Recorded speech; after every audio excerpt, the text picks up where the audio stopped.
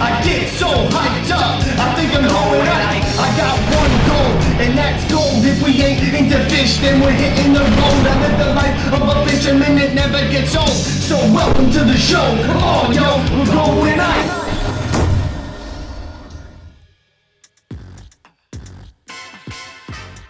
This one was a Going Ike involving the cast and crew of Ike Live. That's a good question. Thick in your skin. Oh, dude, You showed up and this is that are like college.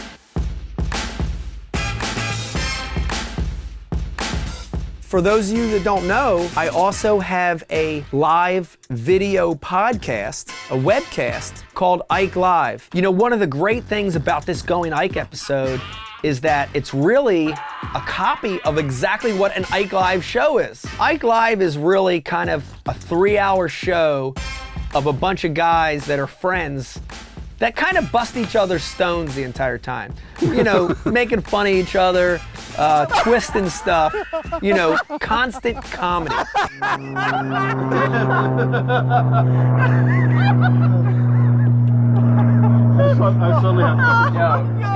You know, the cast and crew of Ike Live, man, they're a bunch of unique characters. First of all, we've got the co-host of the show, really good friend of mine through the fishing world, Pete Glusick. I'm Pete Glusick, bitches. I'm from Mount Laurel, New Jersey, professional angler. I run the Bass University. Man, a lot of times I get to be the co-host of Ike Live, even the host sometimes. The next guy in Ike Live is the total opposite of Pete Glusick. And the next cast member is Dave Brodzik, AKA Fathead, AKA Fatty, AKA Wharf, AKA the Stormtrooper. Thank you for the interview. Thank you at home. Dave Brodzik, Audubon, New Jersey. From Runnymede, New Jersey, currently living in Audubon, New Jersey, and I'm a truck driver for UPS. My role in the Ike Live show is simple. I am here solely to make you and Brian laugh. And if anyone else laughs subsequent to it, then so be it. You know, the next character on Ike Live is a really important piece of the show, and he's Brian the Carpenter. BTC. Look at that. That's a snake. AKA Ding Dong. Am I supposed to repeat? It's real quick. Just give me the setup. Do you want my last name too? Yeah. Okay. All right. Say it again. Go. Action. What's your name? Where are you from? And what do you do for a living? All right. One more. Brian Stockel. I'm from South Jersey, and I'm a self-employed contractor, carpenter. My role in Ike Live. I am the producer of Ike Live. It's my job to book the guests, come up with the content, kind of guide the crew and keep them on a steady path.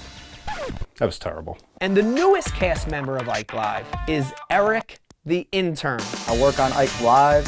My name's Eric Guarino. I'm from Summit, New Jersey, aka Eric Lubinski, E-Rock, Eric the Intern, whatever you want to call me. I think I definitely got the most AKAs out of anyone here. I'm currently a student at Rowan University, and I also work on both Ike Live and with Professional Ike Fishing. My role at the Ike Live show consists of running the IM board, giving out prizes, contributing where I can, and also just saying things to set up Dave, Brian, whoever else to make fun of me. You know, that's just how it goes. I wanted to have every cast member from Ike Live involved, and you know, I wanted to keep it semi-local and really kind of get back to our roots. I met Ike and Dave in 6th grade. We've known each other since 6th grade.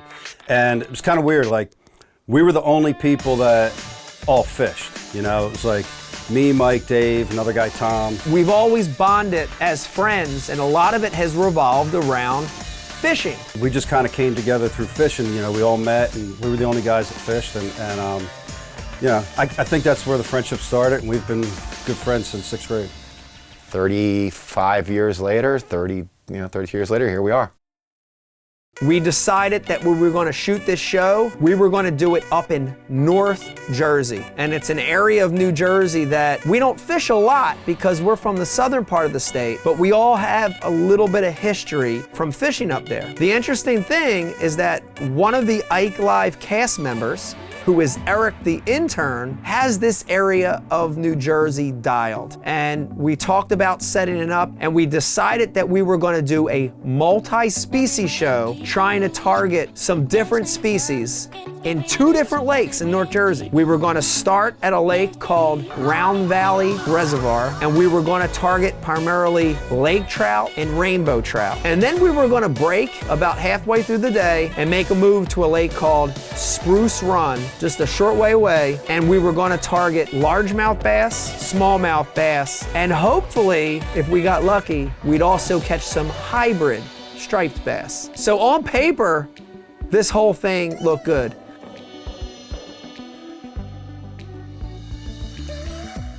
And that's all we need. We need next quarter so we can keep on it to everyone. Yeah?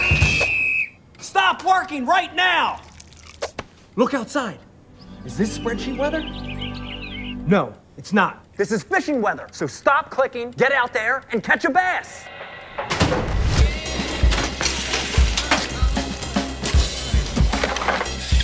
Stop what you're doing and start fishing Rapala ripstop. You know, the interesting thing about getting ready for this particular Going Ike show, kind of on purpose, I didn't want to do a lot of preparation. And basically all I told these guys is I want everybody to meet at the ramp at Round Valley at 6:30 in the morning. So simple. Made a quick stop to get Brian the carpenter. Dude, I went up and mugged your Santa. And when I did, it deflated for a second. I went, and I'm like, oh no. Dude, I was having flashbacks from when we were kids, destroying everything in front of me.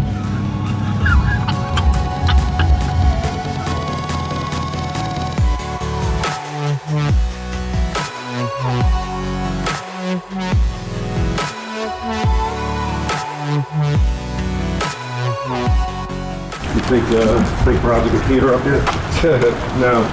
We have about a 2-hour drive up the turnpike. About 3/4 of the way up to the drive, we get a phone call. Pete! Are you awake? Pete! Peter! What are you doing? Can you? Yeah, Pete!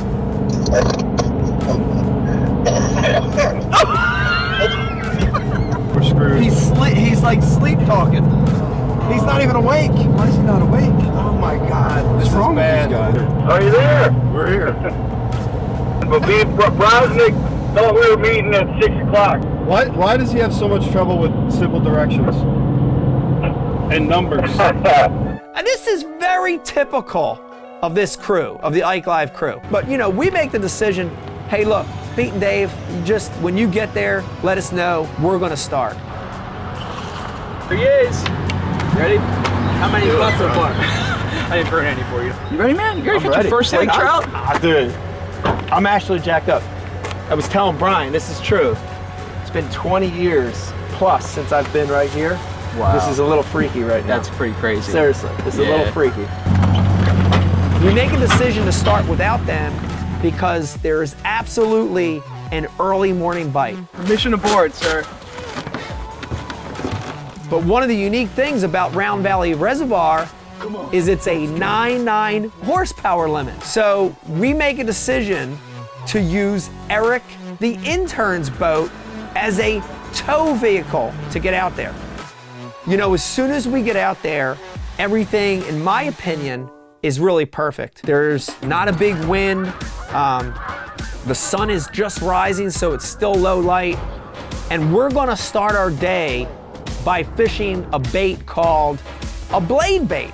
And a blade bait is basically a hunk of metal, sort of a hunk of cut stamped metal with 2 hooks on the end. And it's a bait that is excellent for fishing deep, and it's a bait that's excellent for fishing in colder water. Dave, where are you guys launching at? Because we're at the recreation gate. I told you. Dave, you got to keep going. You got to go back out to the main road. You got to go. Turn around, Pete. We got to go out to the main road. Yep. Pete's driving because Dave don't have heat. Dave, can you pull up Google Maps on your phone? There's only one ramp on the whole lake. I mean, Brian's saying this is the main road. I'm wondering if, but look, dude, like if we stay on this, it does get to a certain part here. So if you're looking at Round Valley, right, is the ramp on the east, north, west, like what side is it on? I'm looking at the sun and it's just coming over the trees.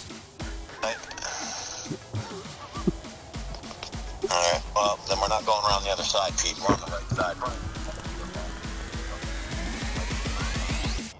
Got one. Be a trout. Dude, it's 80 feet down. It's gonna be a minute. We're only out here 15 minutes. The word was that this was going to be a really tough day. If we even caught one, it was going to be a miracle. And now Brian's hooked up. Dave, hold on. We've got a trout. Maybe. Oh, snag! No, it's a fish. It's a trout. It's a Laker. He was playing possum. It's a Laker. It's a Laker. I see him. No, it's a Laker. It's definitely a Laker. We gotta have this. This is our one species we need. He's bubbling. That's it.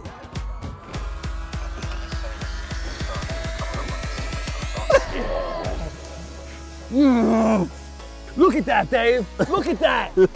You see it? Can you see that? Dave, do you see it? Dave, are you there? Look at that trout. Look at Yay!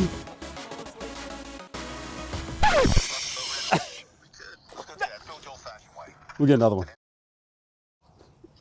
It was small. Right, you suck. Was I not supposed to throw it in? I can't believe you Why? did that. Why? What's wrong with you? I'm waiting for you to tell me. Huh? That's a little one. We'll catch another one. And throws it right back. And I was just like, and it just got so quiet.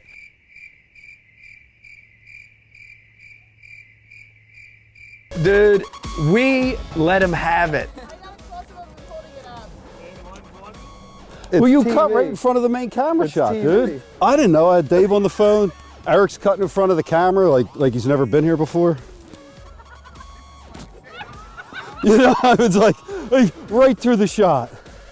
All right. It's kind of very indicative of the whole Ike Live crew. Just flying by the seat of their pants, doing stuff without thinking.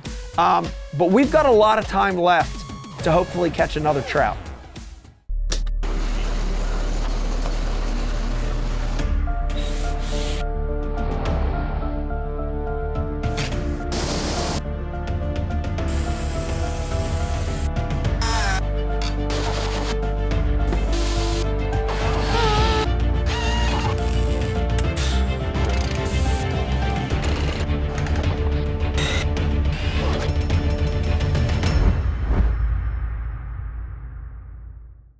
Dave and Pete finally find the ramp, and we send Eric the intern back to go pick him up.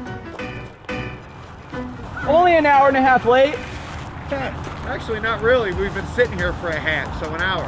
It's not like we got a, show to film or anything. Let me tell you something. It's the first time either one of those two have ever been on time for anything involving a boat and water. I was surprised. I thought I was gonna call Brian, waking him up, Yeah, it's about the only thing Mike has ever shown up for on time, I think.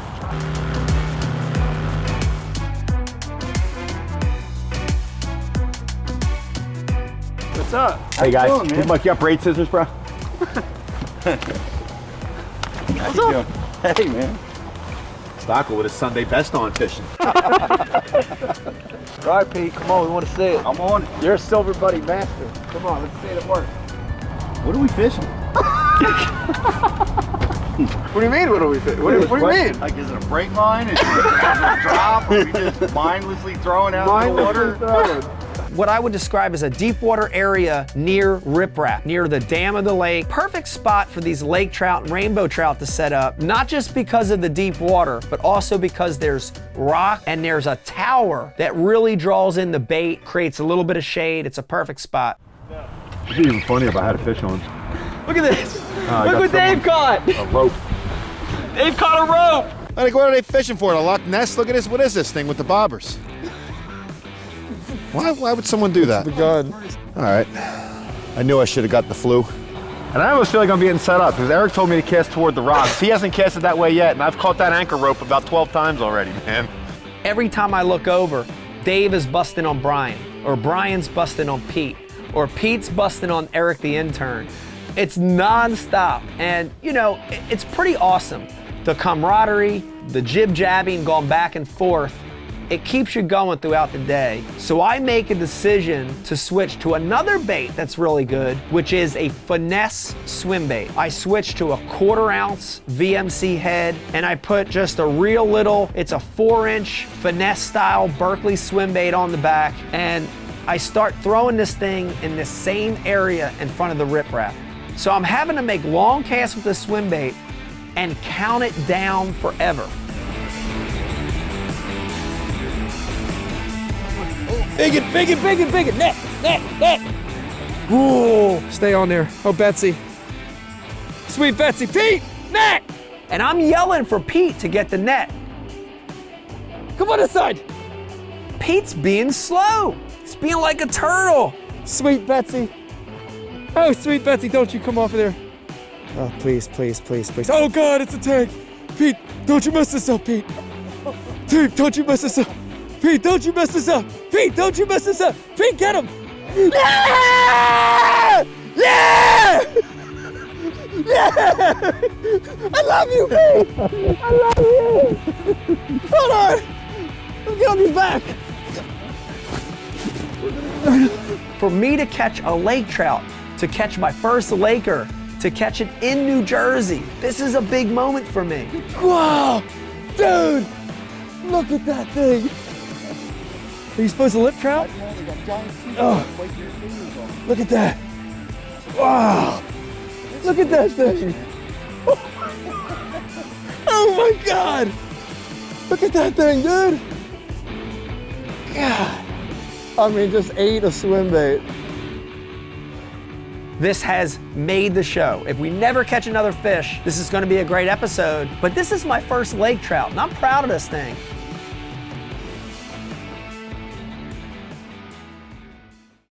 Got him, go! You lose it. Eric, if you lose it, you're fired.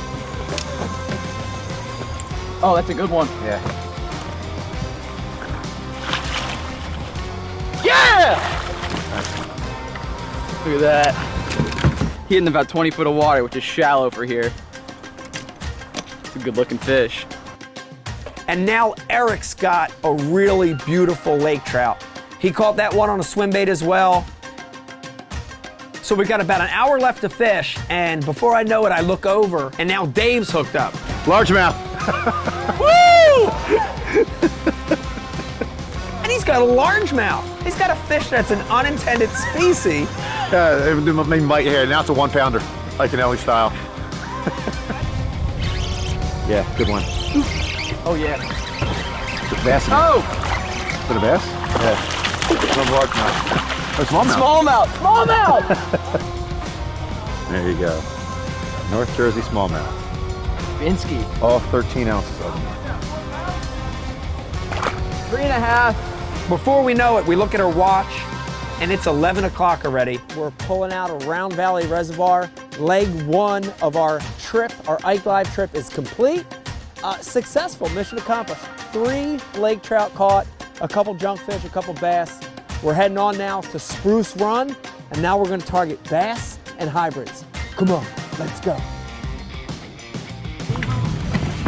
We all going in?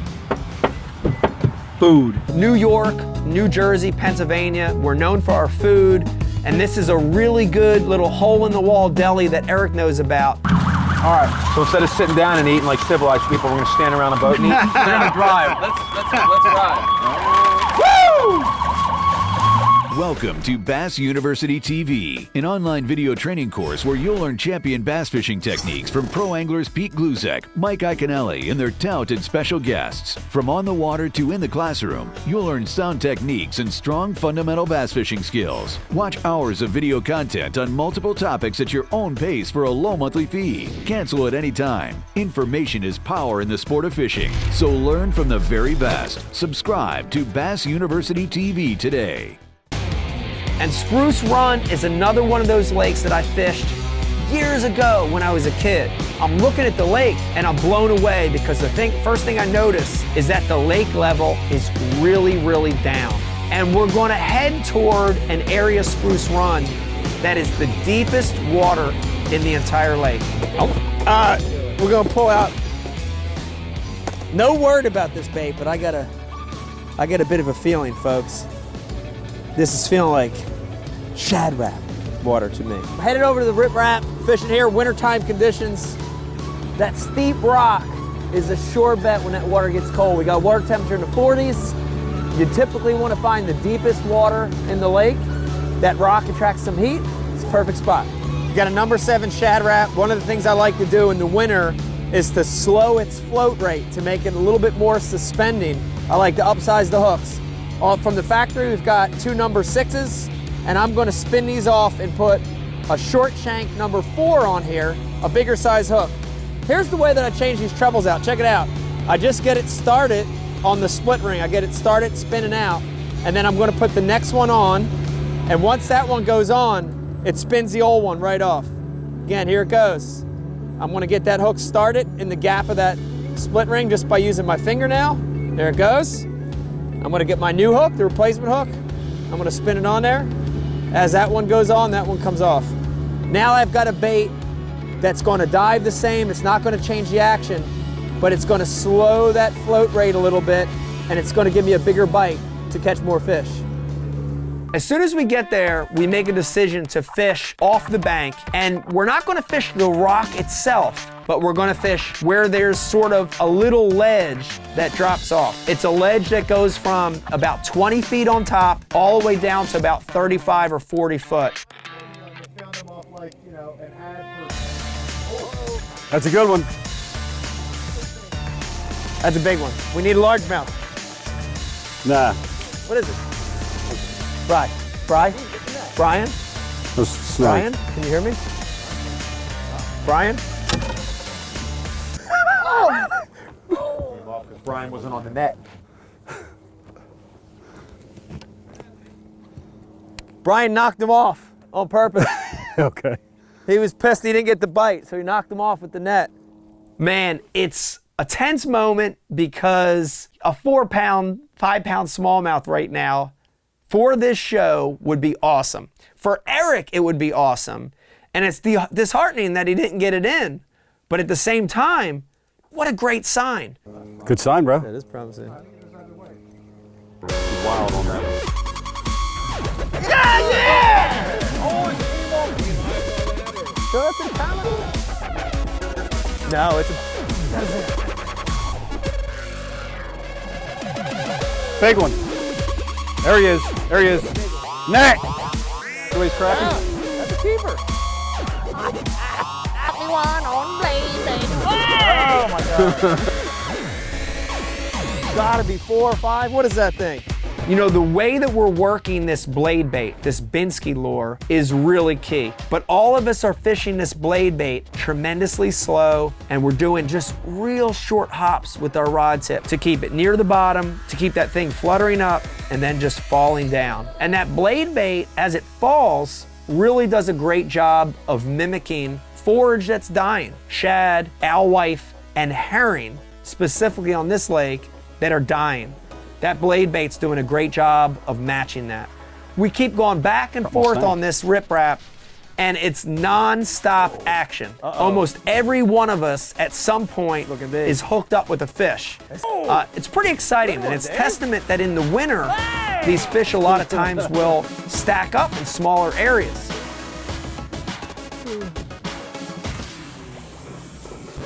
There he goes. There he goes.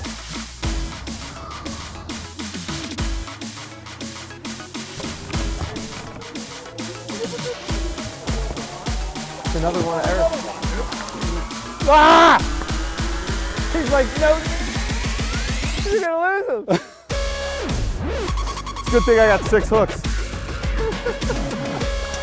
He refuses net, and look what happens. Screw your nets.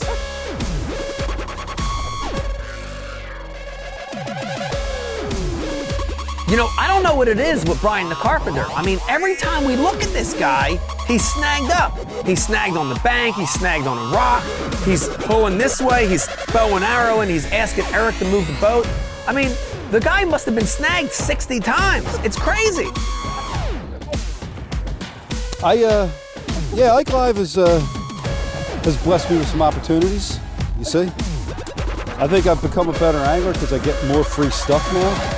Whereas before, nobody gave me anything, ever. A couple of broken things from Mike here and there, but yeah, it's been great. And I look over at him and he's hung up and he's snagged. He's using all these techniques to try to get it out, bow and arrow, and I watch and finally, oh, he gets that blade bait to pop out. Here's again, Eric. I'm wrapped up somewhere. Good one. I don't care what he says, I'm netting this fish. You can net it.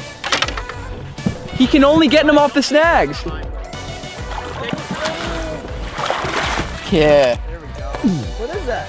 Good largemouth. Yeah, like every bite I've had today, I've been snagged and popped it off, and I catch one of these.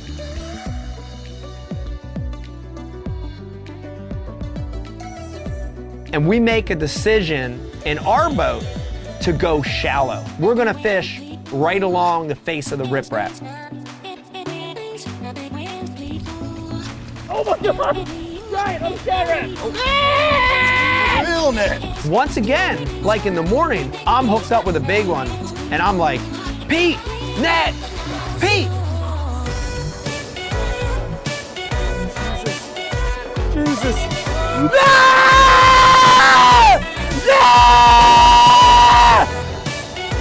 Eat that shad rat! I knew it! Yeah, look at that thing! Shad rat. Told you about those hooks, bro. It's the second big one for me today. This to me is like an exclamation point on a great show, but you know, you gotta keep an open mind. And with the warming temperatures throughout the day, with the cloud cover that's rolled in, some of them fish are always gonna move a little shallow. You know, the only thing that would really make this day any better is if we went out and tried to catch a hybrid. It's the only species we had on our list that we haven't had an opportunity to catch yet. But you know, I think it was a combination of everybody was really satisfied, it was starting to get cold, and you know, the reality of it is that we've got a show to film tomorrow. You know, we kind of, at that point, I think we realized that, man, we worked so hard fishing today, it's almost dark. But tomorrow, we've got a show. We've got an Ike Live show. We got to get home. We got to get to bed. We've got to be prepared to put on a great show the next evening. All right, guys, good day, successful. Caught him at Round Valley. Came to Spruce Run and caught him. Good day, agreed? Agreed. Much more. Agreed? Lake trout? Why are you frozen up? Why is he frozen up? I don't know. They were fighting. We had a good day. Stay tuned because next is Ike. So, like, Watch Ike Live! Mike, I'm gonna start the stream, and I'll tell you when we're going in. Hit it! That's what I'm talking about. Wait! Okay, now, from the beginning. Bigger deal. Bigger deal with bigger. Dude, it's not about making the cast a package with people's names on it. Right? Rock, right there. You get the Bass University hat. We've had a great day. It was amazing to be able to get out there in the water with the Ike Live crew, with my buddies, with guys that I grew up fishing with since I was in the 5th grade. Just an amazing day of fishing. I told you, look what fell out of his pocket. What I told you this. Had it! I knew it. That's Pete. I knew it was right there. slightly cold. Eric, are either of these yours? Oh my God! Wow. Why would you do that? You were filming that, right? To the house. What is that? Sparky. Oh God!